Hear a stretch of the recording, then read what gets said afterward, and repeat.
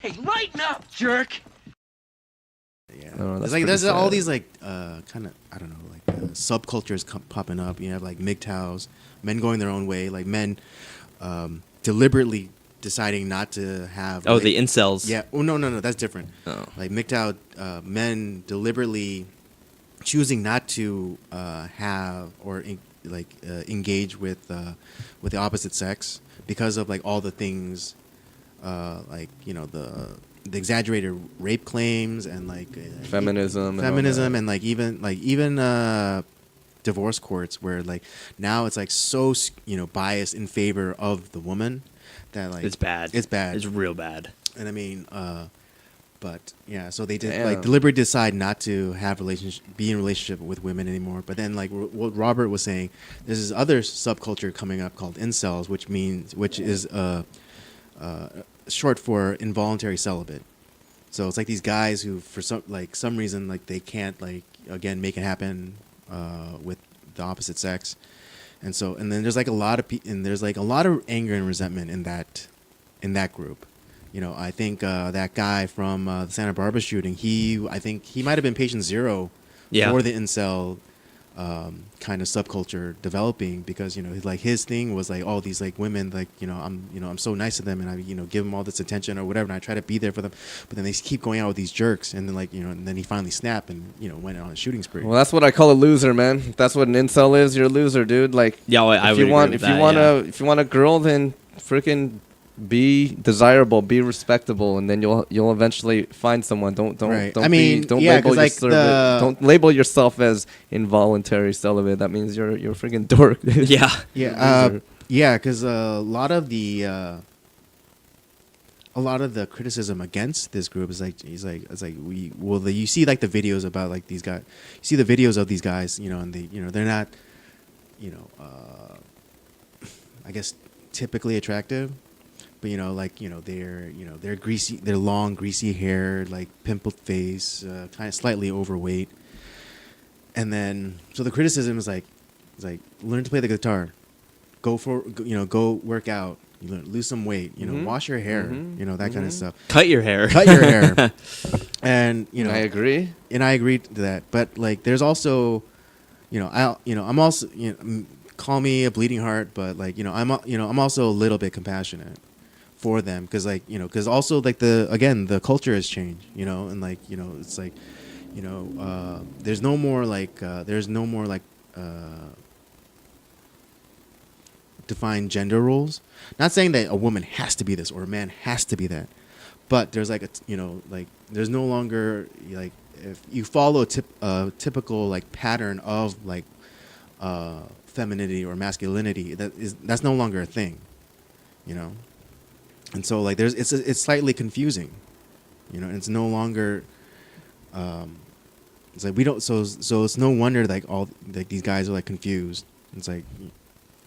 But I still think majority, there's so many straight single women out there, and I think for them, from the people that you described, they gotta man up, dude.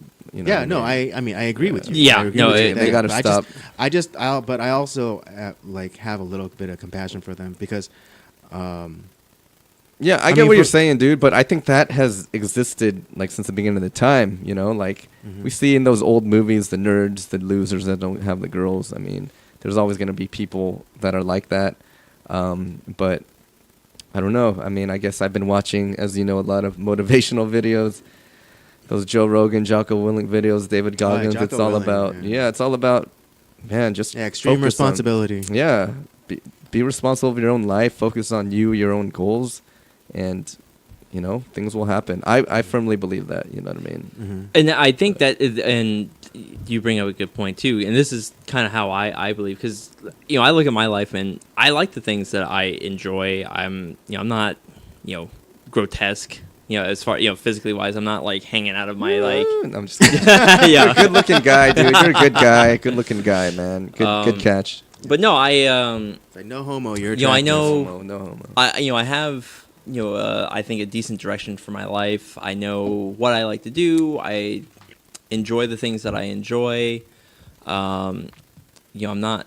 Well, I don't really have the opportunity to go out a whole bunch. That doesn't mean I'm not adventurous or anything like that. I'm always willing to try new things and. But yeah, I always tell people, it's like, hey, you gotta understand yourself first. What exactly about yourself? Who are you?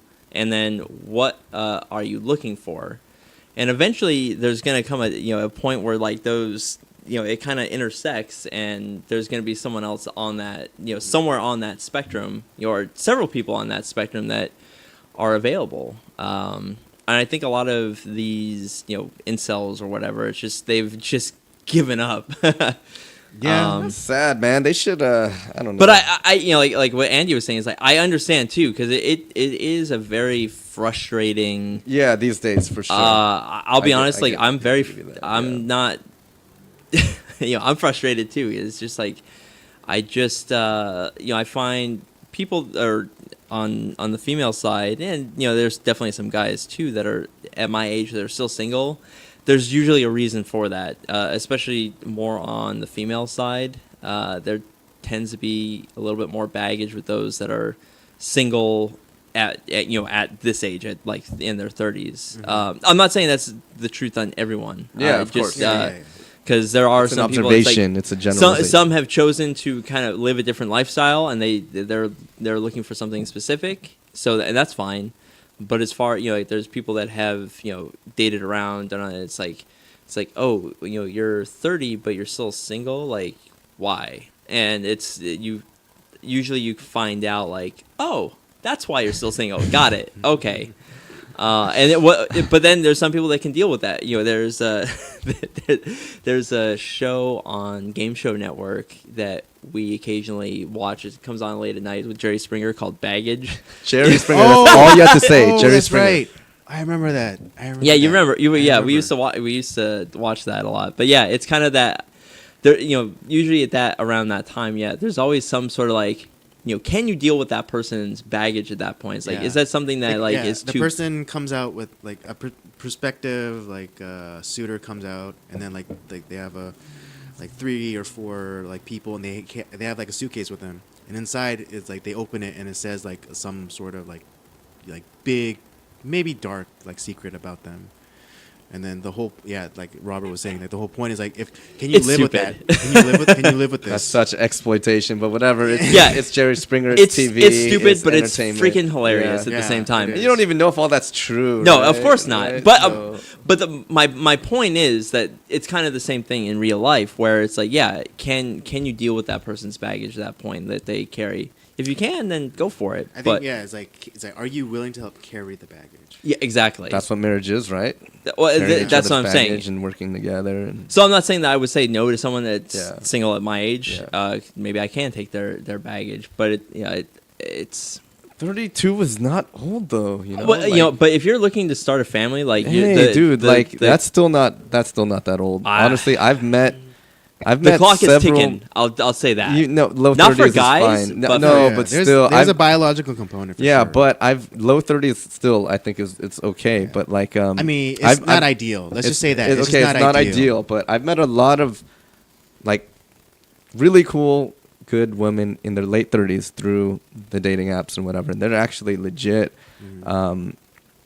And several of them that I met are Christian and they're passionate, and they would tell me, and I believe them, because they seem like they're really cool and they're intelligent, they're well spoken. But I think a lot of them, and it depends on the individual, but they're career driven and they want a spiritual leader. Mm-hmm. And they would tell me, several of them at least would tell me at their church, they can't find that. They can't find godly men to step up to be I know, leader. I know it kind of sounds like we're dumping on women, but like also the men. I think also we're in a crisis as well. Because, Oh, absolutely, yeah. Yes. Right, because like as you were saying, like again, not typical of all women, but generally, I think women would like to to have a man that's capable of leading. Oh, heck yeah, And I think and I think right now, like in our society now, what we're promoting is like extended adolescence, and just kind of like you do you, boo, you do you. It's like no, it's like at a certain point you have to like start you have to step up, you have to kick in, ante up, and and become responsible. And like Right. how you're saying, it's that whole thing of the roles. Mhm. It's all about like, oh, women should have the same roles as men in the household. The woman can be the leader too, Mhm. you know. And the thing is, we're talking about specifically. We're all talking about the Christian biblical context, and Mhm. that's a whole other can of worms. The Ephesians 5, men are called to be the spiritual leader. Women are to submit, and don't take that out of context. You got to Right. study it. You know what I mean?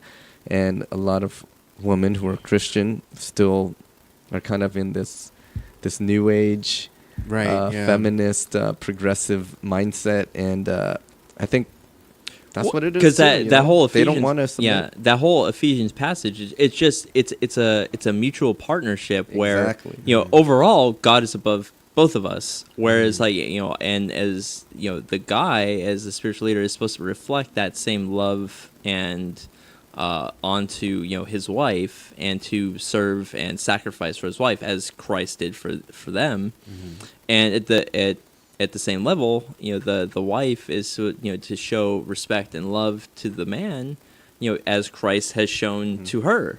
And it begins a cycle. It's not about like, I'm the man, I lay down the rules, you just do what I say. That's not what it says. I know that's what a lot of people who take 4 seconds of a glance at the Bible think that that's what it says, but it's not.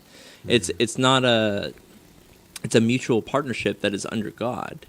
Just different roles. It's exactly. Not, you're not devaluing it's, the individual. Right. It's different roles. It's 'Cause- complementarianism. Well, yeah, Yeah. One can't survive without the other. Yeah. And when that cycle breaks down, it ends up becoming something nasty, Yeah. and that's why we have so much divorce, because Yeah. we do live in a selfish generation where no one, guys and girls alike aren't willing to make the sacrifices necessary to work together for a greater good, which is to raise up a new generation of people that have good values, good morals, and kind of pass on, those godly teachings, and kind of, so on and so forth. I mean, that's the whole point of it all. I agree.